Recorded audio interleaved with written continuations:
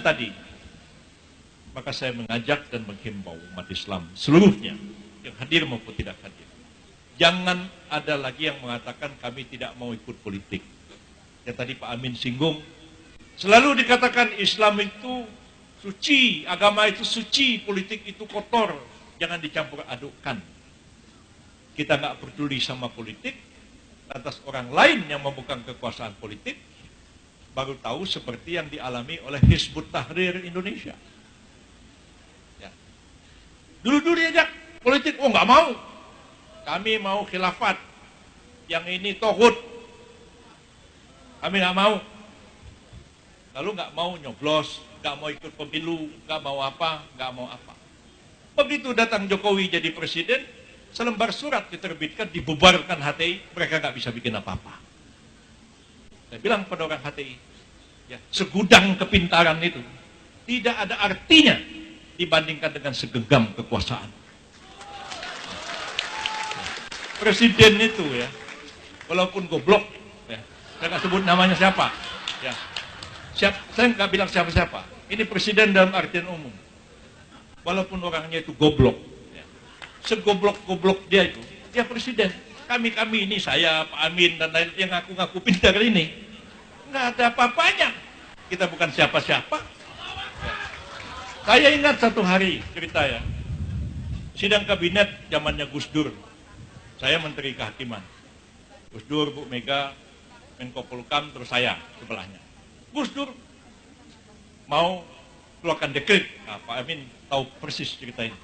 Mau keluarkan dekret, mau bubarkan DPR MPR, mau menghidupkan TAP MPRS 25 tentang larangan PKI dan larangan penyebaran Marxisme, Leninisme dan sebagainya.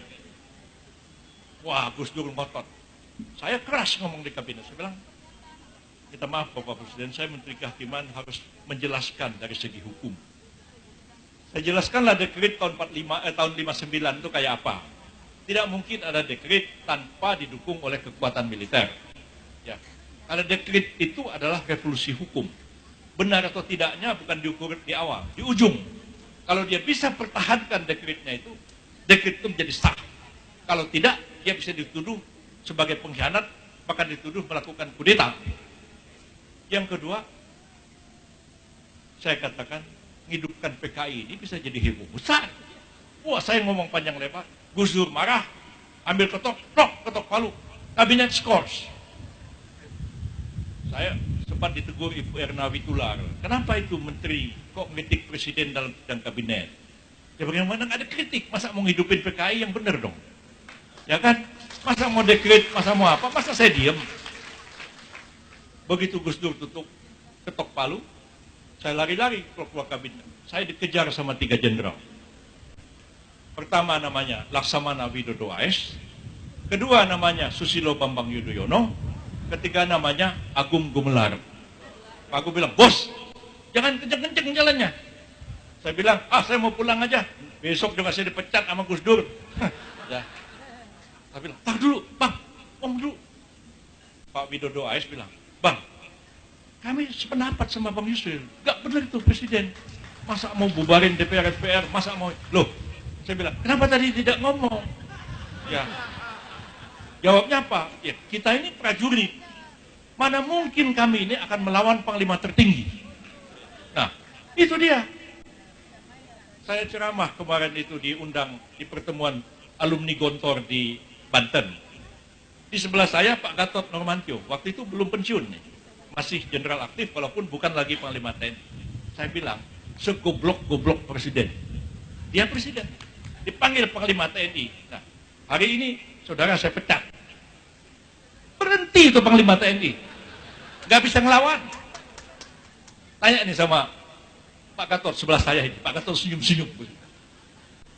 Jadi, jangan kita itu pikir, oh ini orang kok tampangnya sederhana, tampangnya wong deso, gitu ya. Kasih kata pilih jadi presiden, ya. Jangan model Pak Yusril, orangnya berduis, ya. Bajunya kayak Tengku Melayu, katanya kan begitu kan. Bagi yang ini tidak ada pengaruh wajah orang itu dengan kebijakan-kebijakan yang dilakukannya. Ya. Bung Karno itu, siapa yang bilang Bung Karno itu tampangnya merakyat? Enggak. Pakai jas putih pentereng, sepatunya mengkilat, kacamatanya Yahud, mereknya Ray-Ban zaman dulu itu. Pecinya bagus. Bung Karno gagah, pakai mobil, bak terbuka. Hobinya koleksi barang-barang antik, patung, lukisan. Siapa bilang Bung Karno merakyat? Enggak merakyat tampangnya itu. Tapi siapa yang mengatakan Bung Karno itu tidak pro rakyat? Sangat pro. Lah yang sekarang ini tidak ada hubungannya. Wajah itu, lah katanya saya ini dibilang diktator. Wong tampang saya tampang wong deso. Nggak ada urusannya. Tampang wong deso nggak deso itu bisa aja jadi diktator. Tampang deso nggak deso bisa aja pro asing. Tidak pro kepada rakyatnya sendiri. Allahu Akbar. Jadi pesan saya kepada kita semua, ya, jangan lupakan politik ini. Pak Amin tadi mengatakan ini 2019 sudah dekat, pilkada sudah dekat di Sumut. Jangan kita diam-diam aja, adem ayem aja. Seperti yang saya katakan kepada kawan-kawan HTI. Katanya kalau HTI dibubarkan, 100 pengacara akan membela HTI. Datang saya ke pengadilan, saya tanya Ismail Yusanto, mana yang 99 lagi nih pengacara yang bela Anda ini? Kok awak sendiri pula yang datang ke pengadilan, yang bela? Nah, jadi, mana yang 99 lagi nih, saya bilang. Nah, ketika orang sudah dalam kesusahan, yang lain pada takut menjauh. Saya berjibaku aja, saya lawannya nggak peduli. Nah, jadi ini kita pengalaman HTI. Nggak mau ikut itu, nggak mau ikut ini, begitu dibubarin, saya nggak mati. Mempertahankan eksistensi pun susah. Jadi saya pikir ini saatnya lah umat Islam memilih pemimpin Islam. Ikut pemilu nanti pilih partai-partai Islam yang memperjuangkan Islam. Ya.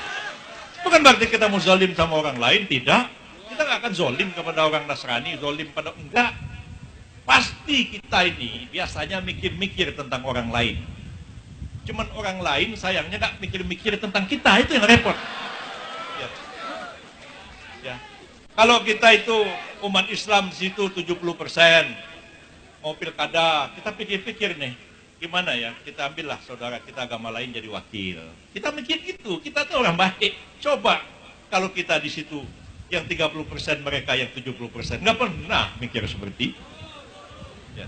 Jadi harapan saya, jangan pasif, aktif dalam politik ini. Jangan sampai 2019 kembali pemimpin yang seperti begini bikin susah kita semuanya. Terima kasih. Wassalamualaikum warahmatullahi wabarakatuh.